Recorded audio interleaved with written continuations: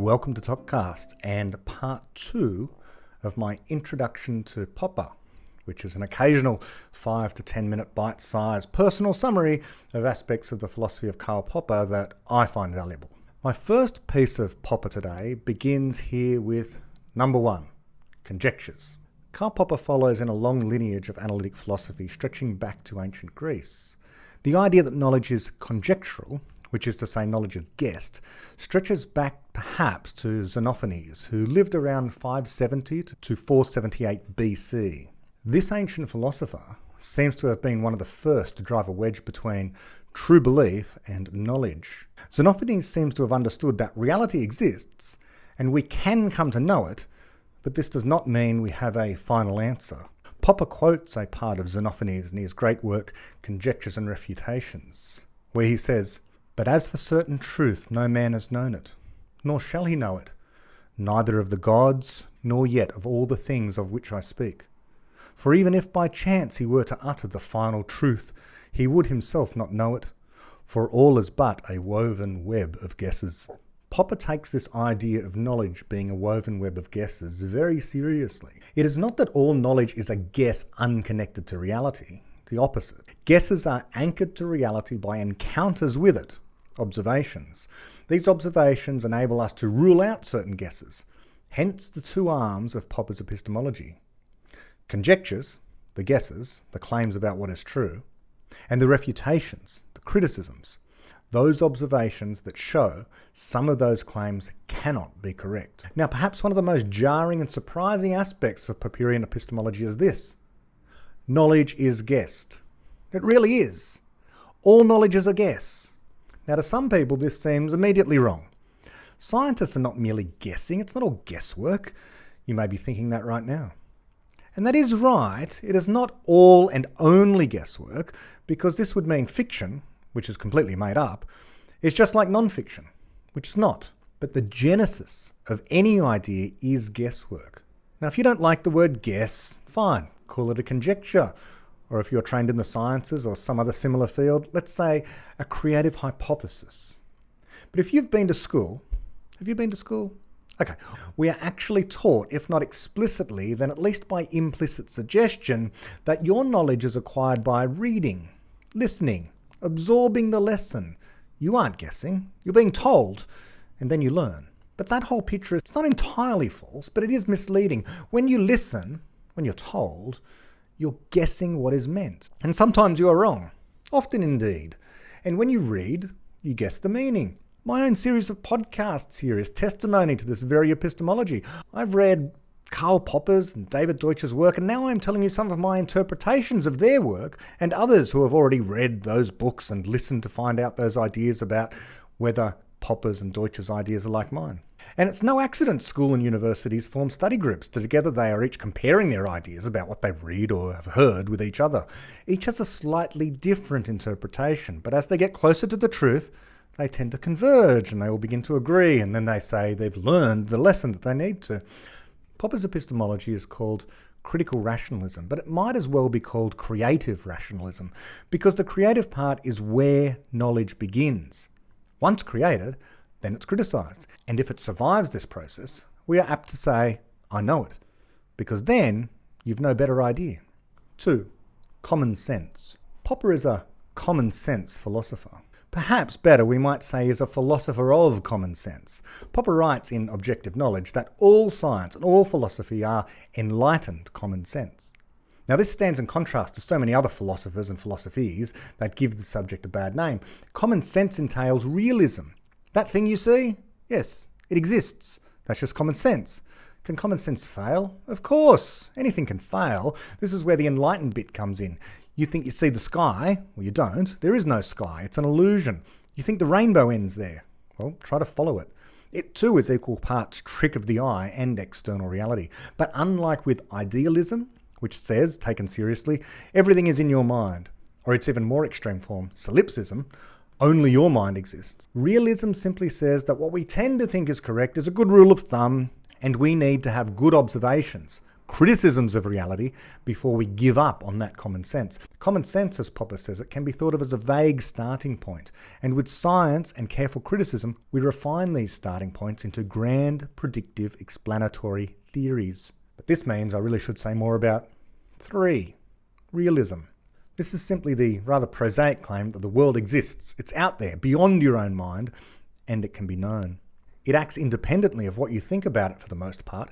Popper actually quotes Churchill, and in a certain passage in his essay, called Two Faces of Common Sense, actually says of Churchill, and I quote, "Winston Churchill is still quite unknown as an epistemologist. His name does not appear in any of the many anthologies on epistemology, and it is also missing even from the Encyclopedia of Philosophy." Now, why should Karl Popper, possibly the greatest epistemologer and philosopher of the last 2 centuries, say this of a politician? What had Churchill said that had so impressed Popper? Well, let's just read it. Churchill wrote, "I always rested upon the following argument, which I devised for myself many years ago. Here is this great sun standing apparently on no better foundation than our physical senses. But happily there is a method, apart altogether from our physical senses, of testing the reality of the sun. Astronomers predict by mathematics and pure reason that a black spot will pass across the sun on a certain day. You look, and your senses side immediately tells you that their calculations have indicated. We have taken what is called, in military map-making, a cross-bearing. We have got independent testimony to the reality of the sun. When my metaphysical friends tell me that the data on which the astronomers made their calculations were necessarily obtained originally through the evidence of their senses, I say no. They might, in theory at any rate, be obtained by automatic calculating machines set in motion by the light falling upon them without admixture of the human senses at any stage. I reaffirm with emphasis that the sun is real and also that it is hot, in fact as hot as hell, and that if the metaphysicians doubt it, they should go there and see." End quote from Churchill. Popper goes on to say, "I may perhaps add that I regard Churchill's argument, especially the important passages which I have put in italics, not only as a valid criticism of the idealistic and subjectivist arguments, but as the philosophically soundest and most ingenious argument against subjective epistemology that I know. I am not aware of any philosopher who has not ignored this argument, apart from some of my students whose attention I have drawn to it. The argument is highly original. First published in 1930, it is one of the earliest philosophical arguments making use of the possibility of automatic observatories and calculating machines programmed by Newtonian theory. And yet, 40 years after its publication, Winston Churchill is still quite unknown as an epistemologist. So that's a rather remarkable recommendation of Churchill from Popper. The bucket and the searchlight. All this is tied together with the distinction between 2 metaphorical epistemologies. Is the procurement of knowledge achieved by pouring it like a fluid from one mind to the next, which is a passive process, or is it rather more akin to a searchlight, actively trying to find something that works? The bucket theory of mind is still very much the impetus behind almost all schools, almost all of the time. Teachers and educationalists make noises about rejecting the bucket theory, but the truth is that the methodology of schooling is the delivery of lessons. It is not about children finding a problem and falling in love with it, as Popper has called us to do. School is almost always, and will forever remain if it does not change utterly, a place where the bucket theory is in action. The searchlight concept is where a problem is located, by the searchlight, and with ever more light brought into focus, and with greater attention, interest and curiosity, more is revealed. Until the searchlight should move on. The searchlight is an active process of problem finding and problem solving. The bucket is a passive receptacle. People, our minds, are searchlights, not buckets. Number 5, debating definitions. If you have ever been in a philosophical discussion where disagreement has arisen, it can be easy to observe that the way in which the discussion gets sidelined more quickly than anything else is by falling into a dispute about what a particular word means. A philosopher like Sam Harris might make a claim like, morality is about the well-being of conscious creatures.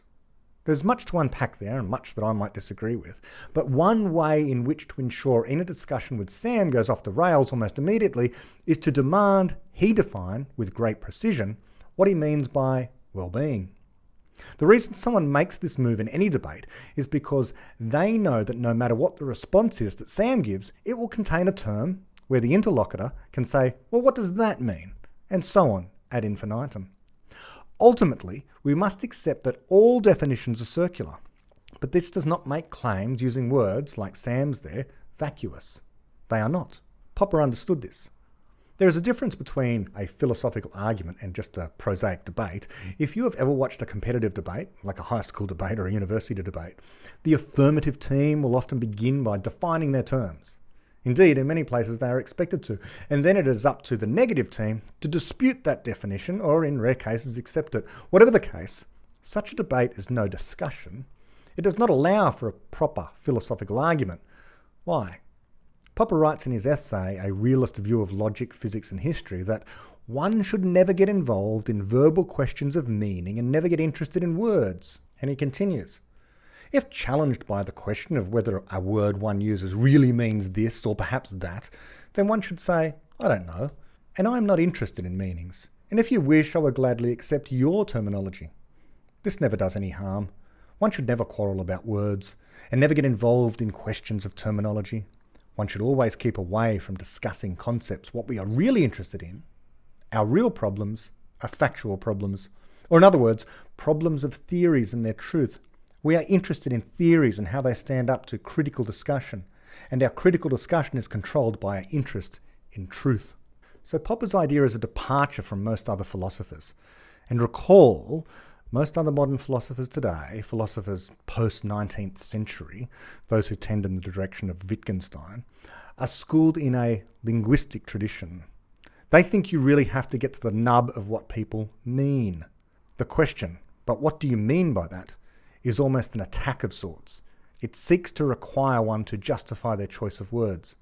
And especially in the case where any answer to that question is followed by a repeat of, but what do you mean by that? We are in a loop, spiraling down into a hole of irrelevance.